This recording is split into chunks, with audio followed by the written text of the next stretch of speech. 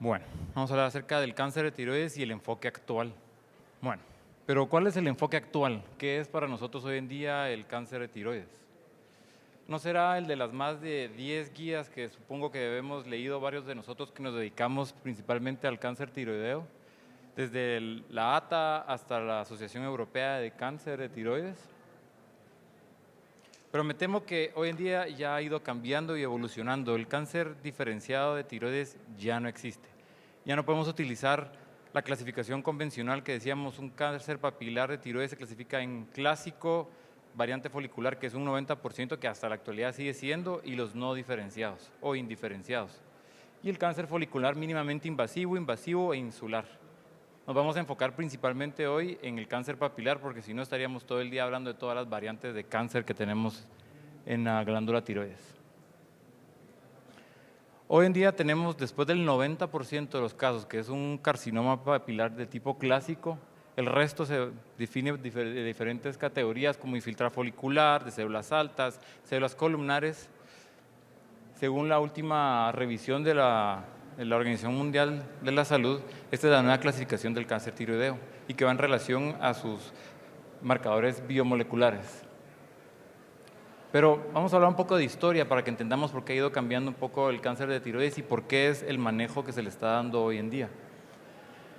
Mazzaferri en 1977 publicó una de las primeras series largas de más de 500 pacientes, en la cual se le dio un seguimiento prospectivo de más o menos 20 años a estos pacientes que fueron sometidos a tiroidectomía, ya sea hemitiroidectomía, tiroidectomía subtotal, near total o total, y se dio un seguimiento lineal y determinar cuál era la recurrencia y el sitio más frecuente de recurrencia. De aquellos pacientes, de más de 500 pacientes que tuvieron recurrencia, en su mayoría 46 casos tuvieron recurrencia locorregional, principalmente en el compartimento central, posteriormente en el lecho tiroideo con 10 casos y ganglios cervicolaterales y tiroideos en 13 casos. Y a distancia, principalmente pulmón y óseos en menor cantidad de. Pero ¿qué descubrimos en ese entonces, o descubrieron principalmente ellos? Fue que lo que estaba relacionado con la recurrencia era el tipo de abordaje quirúrgico. Originalmente, de estos pacientes que fueron sometidos a estudio, se tenían más de 500 cirujanos que utilizaban su criterio para determinar qué cirugía era la que meritaba el cáncer. Se hacían tiroidectomías totales y subtotales, y ahí fue donde se observó que la recurrencia aumentaba cuando teníamos pacientes que no se les hacía una cirugía completa, sino que se hacía una subtotal o una hemitiroidectomía, y tenía una mejor tasa de curación y una baja recurrencia en aquellos que se les realizaba una tiroidectomía total. Posteriormente también hubo aquellos pacientes que fueron manejados de una manera conservadora con solo tratamiento hormonal o supresión hormonal, sin tratamiento y yodo más supresión hormonal. Y como podemos ver, en su mayoría, los pacientes que no recibieron ningún tratamiento pues recurrieron el 40% de los casos. Los pacientes que fueron solo sometidos a supresión hormonal en un 10.9% y los que recibieron yodo y hormona en un 2.6%. Entonces, ¿qué nos lleva a darnos cuenta? Se definió que el cáncer de tiroides es de evolución muy lenta, pero que el tratamiento debe ser agresivo al inicio. Posteriormente, después de los estudios de Mazzaferri, que fueron bastante extensos, en la Mayo Clinic se estableció una nueva score para determinar cuál es el tratamiento adecuado de estos pacientes, que es el que hoy en día se maneja bastante, que es el AGES, que divide a los pacientes en bajo, medio y alto grado, tomando en cuenta la edad, el grado del tumor, la extensión del tumor y el tamaño. Entonces, según los estudios establecieron que fueron en 1988 y posteriormente se reafirmaron en 1993, dependiendo del tipo de cirugía que se realizaba, era la tasa de sobrevida y la recurrencia de los mismos. En los pacientes con un bajo grado o bajo riesgo, una hemitiroidectomía tenía una recurrencia del 7 al 14% y una con una buena sobrevida. Pero los pacientes que eran sometidos a una tiroidectomía total, anteriormente se decía tiroidectomía bilateral, tenían una tasa de recurrencia del 2 al 4%, con una buena tasa de sobrevida. Y los de alto riesgo tenían, en aquellos pacientes solo sometidos a una hemitiroidectomía, tenían una tasa de un 59% de recurrencia, y los near total o total del 13 al 20%. Posteriormente, en el 2013, se hizo un estudio para determinar los centros y la relación con el volumen y la recurrencia de las enfermedades. Nos vamos a enfocar con respecto a la enfermedad de Graves, que ese es otro rubro, pero podemos ver que los centros de bajo volumen, aquellos que se operan menos de 10 casos al mes, en los de volumen intermedio, que son menos de 100, y en los de volumen alto, que son más de 100, podemos ver que la tasa de recurrencia y complicaciones con relación al cáncer va de mayor a menor en relación al número de casos que maneja cada especialista. Podemos ver que cuando son centros de bajo volumen tienen una tasa de complicaciones y recurrencia del 18.9% y cuando son centros de alto volumen, 7.5%. Ahora, la recidiva y la no mortalidad del cáncer papilar de tiroides, ¿cuál es el problema? ¿Cuáles son los factores que están implicados en eso? Tenemos que el diámetro máximo del tumor tiene un impacto bastante importante, la presencia y el número de ganglios positivos laterocervicales o del compartimento central, la relación entre ganglios positivos y la totalidad de los ganglios resecados, la relación del R0 versus R1 y R2, la extensión de la cirugía que realizamos desde el inicio, desde el primer abordaje, ya sea sobre la glándula tiroides y sobre el compartimento ganglionar, ya sea central o laterocervical, y la afectación de los ganglios laterocervicales. Este estudio fue muy controvertido, fue un estudio que se realizó en el 2007, que tiene sus limitantes. Una de ellas es que se basó mucho en el tamaño de los tumores, pero ayudó a la ATA en el 2015 a poder establecer cuáles eran los nuevos criterios para poder realizar tratamiento quirúrgico, supresión hormonal y yodo, la utilización de yodo.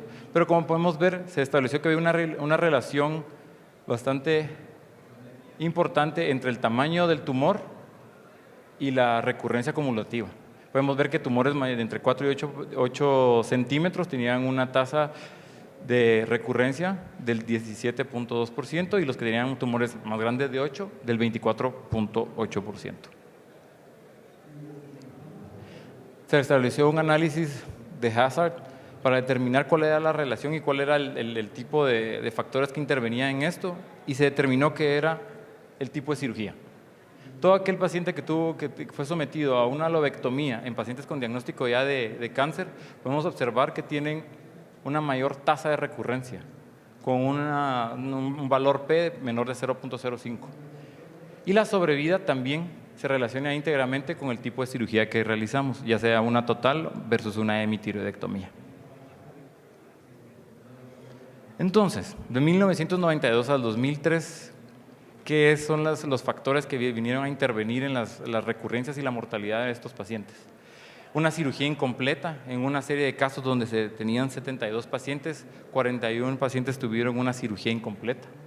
Compartimiento central o nivel 6 positivos sin ser resecados. Ganglios positivos laterocervicales no diagnosticados previo a la cirugía. Una linfadenectomía inadecuada, que solo quitaban el ganglio macroscópicamente positivo y no hacían un vaciamiento ganglionar con técnica quirúrgica establecida. Hemitiroidectomías, infravalorando el lóbulo contralateral como posible unifocal, un cáncer unifocal, y una supresión hormonal subóptima. En las recidivas locorregionales del cáncer papilar de tiroides, una revisión sistemática se estableció, y es algo que muy discutido hoy en día, es cuándo dar yodo, cuándo dar y cuándo no dar yodo. Y sigue siendo un tema bastante controvertido, pero en este estudio que realizó que publicó la Thyroid, se estableció que la mayoría de los pacientes con bajo riesgo, así como los casos seleccionados de riesgo moderado o intermedio, no tuvieron un beneficio en relación a la supervivencia y a la recidiva después de una ablación, tanto sea terapéutica o ablativa. Después, posteriormente, la Mayo Clinic hizo un estudio muy similar en el 2016 para determinar si había alguna relación entre si doy yodo o no doy yodo en estos pacientes post-tiroidectomía. Se hizo un seguimiento a los 20 años, principalmente en aquellos pacientes de riesgo bajo e intermedio, y se estableció que la sobrevida no tiene mucho cambio en relación si doy o no doy yodo. Y lo más importante es, hoy en día estamos dando menos yodo, y dosis más bajas, porque estamos viendo que no hay un cambio en la sobrevida a largo plazo, también tomando en cuenta el tipo y la variante que estamos hablando de cáncer papilar de tiroides, ¿verdad? Recuérdense que en medicina no podemos generalizar. Bueno, entonces, ¿dónde encontramos la recidiva locorregional más frecuentemente en el cáncer papilar de tiroides? En el 19% de los casos es laterocervical. Y en el 29% de los casos vamos a tener una recidiva en el compartimento central. Y es sumamente importante, ahora vamos a conversar acerca de eso. Fue hasta el 1996 y previo a eso en el 88, del otro lado del mundo, después de que la ATA y la Mayo Clinic comenzaron a ver la relación con el yodo, fueron los escandinavos los cuales comenzaron a darse cuenta que la linfadenectomía central tenía un valor muy importante en la recurrencia de estos pacientes. Por tanto, comenzaron a establecer el término de vaciamiento ganglionar profiláctico y terapéutico. Pero ¿cuál es la relevancia del vaciamiento del compartimento central con relación a la recidiva?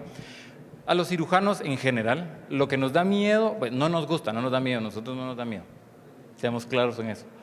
Lo que no nos gusta es el desplazamiento vascular. No nos gusta tampoco el tejido cicatrizal, tampoco en los cirujanos que nos dedicamos a la tiroides, no nos gusta los pacientes con parálisis recurrencial previa, que se ven en el 5 al 15% de los casos de los pacientes que hay que ser reintervenidos. No, tampoco nos gusta el hipoparatiroidismo, porque es un poco complejo el manejo de estos pacientes, tenemos una tasa del 5 al 10%, mucho menos un atrapamiento por adenopatías macroscópicamente positivas. La preservación de las paratiroides en estos pacientes es más difícil y el 50% de estos presentan recidivas locorregionales. Pero eso aún así no quita que debemos de hacer un vaciamiento ganglionar óptimo. Y esto es lo principal, lo que tanto tenemos que evitar en una cirugía subóptima. Encontrar adenopatías positivas sobre el nervio, cerca de la yugular e incluso cerca de la carótida. Pero para nosotros, los cirujanos endocrinos, no es tanto el problema la yugular o la carótida, es el nervio. No dejemos de pensar que el nervio toma un valor muy importante en los pacientes. No podemos dejarlo sin voz. Esto es un vaciamiento ganglionar central. ¿Y por qué es importante? Porque recordemos que del lado izquierdo tenemos que manipular el nervio, porque tenemos que hacer un vaciamiento posterior y anterior, además de ser pretraquial y quitar los ganglios que involucran el lóbulo piramidal, y del lado izquierdo debe ser solamente anterior, pero tenemos que manipular todas esas estructuras vasculares y nerviosas, sin olvidar el nervio vago, por supuesto. Entonces, ¿qué ha pasado con el cáncer papilar de tiroides? De 1975 al 1995, era una cirugía que solo intentaba quitar la glándula tiroides, ya sea EMI o una total. No había disección del compartimento central, eran muchas cirugías de completación porque se daban cuenta que el paciente tenía una recurrencia del lóbulo contralateral. A todos los pacientes se les ya daba yodo y la dosis era bastante, quedaba a criterio de cada especialista, no había una dosis óptima. El seguimiento era muy agresivo y había una locura por la tiroglobulina y la TSH. ¿Qué es lo que estamos haciendo hoy en día? Hoy en día ya tenemos un diagnóstico más preciso con la PAF, con la biopsia por aspiración por aguja fina, que nos permite tomar decisiones previo a la cirugía. Una tiroidectomía casi total o total, porque seamos realistas, hay ocasiones que los abordajes nos dificultan poder hacer un R totalmente cero. La disección del compartimento central, o 6 sistemático, ya sea terapéutico o profiláctico, menos y menos tratamiento con yodo radioactivo, un seguimiento más conservador y se da un seguimiento a estos pacientes con ultrasonido anual o cada 6 meses para determinar si tenemos presencia de adenopatías o recidivas o recurrencias laterocervicales. Entonces, retomando, en los 70 había una baja mortalidad, principalmente en pacientes jóvenes, menores de 45 años. Teníamos una recidiva elevada de un 30%. La edad era un factor de riesgo, mayores de 45 años tenían una mayor tasa de mortalidad y la importancia del tamaño del tumor. Fue Orlo Clark en Estados Unidos que determinó que el tratamiento óptimo en estos pacientes debía ser tiroidectomía total, seguimiento con tiroglobulina y yodo. Fueron los escandinavos posteriormente que determinaron que aparte de eso debíamos de adjuntar el vaciamiento ganglionar del compartimento 6 y laterocervical cuando teníamos evidencia de macroscopía involucrada. ¿Y qué estamos haciendo hoy en día en los 2000? Es una tiroidectomía total más un vaciamiento ganglionar central profiláctico o terapéutico, más dependiendo de si tenemos ganglios laterocervicales, y cada vez damos menos yodo. Ahora vamos aterrizando lo que estamos haciendo y la evidencia en un estudio prospectivo, en un seguimiento de 20 años, en todos los pacientes diagnosticados con tumores mayores de 10 milímetros, donde se hicieron abordajes tanto de tiroidectomía total, vaciamiento ganglionar central profiláctico o terapéutico y disecciones laterocervicales selectivas, y con indicación selectiva y de crecimiento del uso del yodo radiactivo, con recidivas estructurales y dando un seguimiento con ultrasonido, tomografía y biopsia por aspiración por aguja fina que se realizó en el Hospital del Mar, Barcelona. Se obtuvieron un total de 239 pacientes, en su mayoría de sexo femenino, edad promedio de 48 años, con un tamaño promedio de 25 a 15 milímetros el tumor, y un MACIS, que es una escala, un score para poder determinar la sobrevida a los 20 años, con un MACIS medio de 5.1 más o menos 1.4 puntos. Todo paciente que tenga un MACIS por arriba de 7, pues decrece la sobrevida a los 20 años, con una extensión extratiroidea del 35% de los casos y un seguimiento medio de 70 meses. Y yodo solo en el 53% de los casos. De esos 239 tiroidectomías totales que fueron realizadas en este estudio, se hicieron 112 vaciamientos centrales terapéuticos y 127 profilácticos. De esos, los terapéuticos, 13 tuvieron que ser llevados posteriormente porque tuvieron una recurrencia laterocervical en el compartimento 2 al 4, y de los profilácticos, solo 4 tuvieron recidiva laterocervical, en un total de 17 vaciamientos ganglionares en ese lapsus de 20 años de seguimiento. Las características oncológicas de esta población, podemos ver que la extensión extratiroidea y el vaciamiento ganglionar tomaron una fuerte importancia en este seguimiento a 86 meses. Podemos ver que si había o no había extensión extratiroidea, con recidiva, 11 tenían extensión extratiroidea, pero la recidiva con profilaxis o terapéutico, solo vimos que 4 de los que tuvieron profilaxis tuvieron recidiva y 14 de los con terapéutico, pero lo más interesante es esto, que es estadísticamente significativo.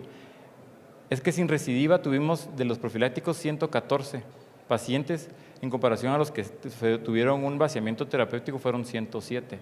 O sea, esto va respaldando cada vez más el vaciamiento ganglionar profiláctico. Y ganglios positivos del compartimento central, tuvimos que aquellos que tuvieron una recidiva tenían de 5.6 a 5 ganglios positivos y sin recidiva menor de 5. De estos pacientes, pues podemos ver que no todos recibieron yodo. De los que tuvieron recidiva, 15 tuvieron dosis con yodo, dosis ablativas, y 3 no tuvieron yodo.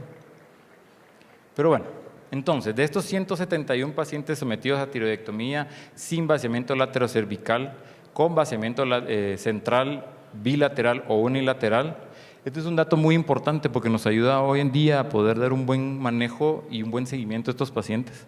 Vamos a ver que todos aquellos pacientes que tuvieron de 0 a 5 ganglios positivos en el compartimento central tuvieron una recidiva y una recurrencia laterocervical del 4.5%. Esto nos sirve para poder determinar que todo aquel paciente que sea sometido a cirugía, que tenga 5 ganglios positivos, tiene una tasa de 23% de poder recurrir laterocervicalmente. Por ende, tenemos que darle seguimiento estricto a estos pacientes con un buen tratamiento hormonal y valorar si es candidato o no es candidato a iodoterapia.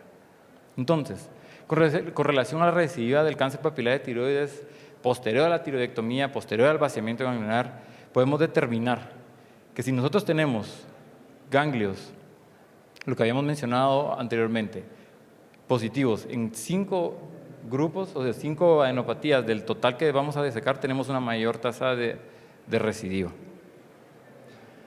Complicaciones, y esto es lo más discutido hoy en día con relación a la cirugía endocrina, pero si yo hago un vaciamiento ganglionar central, ¿aumento el riesgo de parálisis recurrencial? ¿Aumento el riesgo de hipoparatiroidismo? Sí, es real. pero se ha visto que en manos expertas la tasa de lesión o de complicaciones es baja. Por lo regular, en parálisis recurrencial transitoria, en pacientes con vaciamiento ganglionar terapéutico fue solo el 14% y en el profiláctico solo 3%. O sea que estamos realizando vaciamientos seguros y permanentes, 3% en vaciamiento central profiláctico y 10%. Es estadísticamente significativo. O sea, sí vale la pena hacer un vaciamiento ganglionar porque la tasa de lesión o de complicaciones del nervio es baja. El hipoparatransitorio, que pues, para nosotros es algo importante, pero vemos que transitorio se define a todo aquel paciente que pase con hipocalcemia o PTH por debajo de 18 en menos de 6 meses. Y una hipoparatiroidismo permanente o final cuando tienen más de 6 meses con hipoparatiroidismo. Podemos ver que lo que mencioné anteriormente, que uno de los mayores temores es qué vamos a hacer con las paratiroides cuando nos llevemos el compartimento central. ¿Cómo vamos a determinar si nos llevamos, si nos podemos remover una glándula paratiroides? No. El PIGRIS es el parathyroid gland remaining in sight y esto me sirve para determinar cuántas glándulas dejo. Aquí tenemos el score es en base al número de glándulas, 4 por supuesto, y podemos ver que 78% de los vaciamientos profilácticos, 78% mantuvieron sus 4 glándulas y los terapéuticos 65%. Por ende, la tasa de hipoparatiroidismo, como se puede ver arriba, es baja. Ahora, lo más discutido hoy en día, ¿cuándo uso o cuándo no uso yodo? Según las guías de la ATA, divide hoy en día la dosis ablativa y terapéutica. Se recomienda una dosis de yodo de 30 a 100 milicuries, que tienen una tasa similar, según los estudios de Stabil 1 e hilo. Lo que estamos intentando, o lo que se está intentando hoy en día, es que decidir cuándo dar una dosis ablativa o terapéutica y dar cada vez menos yodo, porque las dosis superiores se ha demostrado que tienen un aumento en los efectos adversos, como por ejemplo que aumenta 4 veces el riesgo de leucemia o 4 veces el riesgo de cáncer de parótida. En series cortas, por supuesto, que no tienen todavía no hay series largas que puedan sustentar eso, pero hay datos que lo comprueban. Estudios como el Stabil 2 en pacientes de bajo riesgo comparado con uso de yodo versus no yodo, se ha visto que no hay mayor diferencia si tenemos un buen manejo posoperatorio y una buena supresión hormonal.